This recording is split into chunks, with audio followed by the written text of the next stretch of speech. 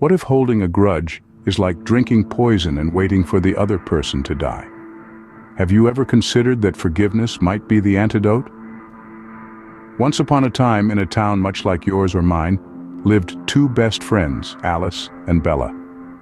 They shared everything from secrets to dreams, from laughter to tears. One day, they had a massive fallout over a misunderstanding.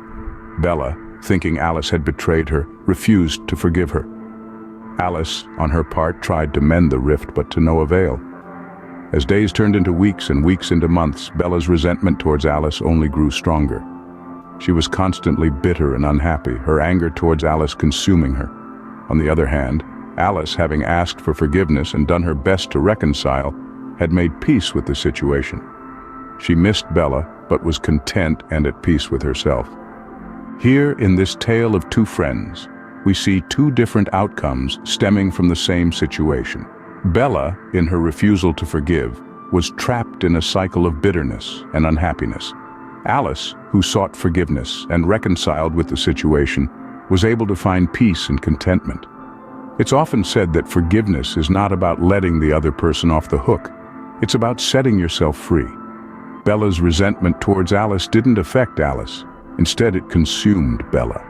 It's like she was chained to her anger and bitterness, unable to move forward. On the other hand, Alice, who sought forgiveness, showed that it's possible to release ourselves from the prison of resentment. By seeking forgiveness, she was able to free herself from the shackles of guilt and regret. In a way, forgiveness is like releasing a heavy burden that we've been carrying. It's about letting go of the resentment and anger that weigh us down and prevent us from moving forward. The story of Alice and Bella shows us the importance of forgiveness in our lives. It teaches us that holding on to resentment and anger only harms us and prevents us from finding peace and contentment. In summary, forgiveness is not about condoning or forgetting the wrong done to us.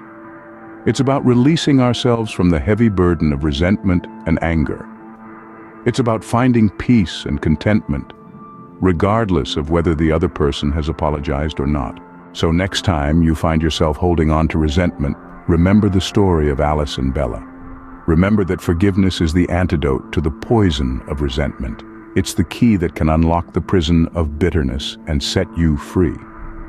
After all, life is too short to be spent in resentment and bitterness. It's too precious to be wasted on holding grudges. So choose forgiveness.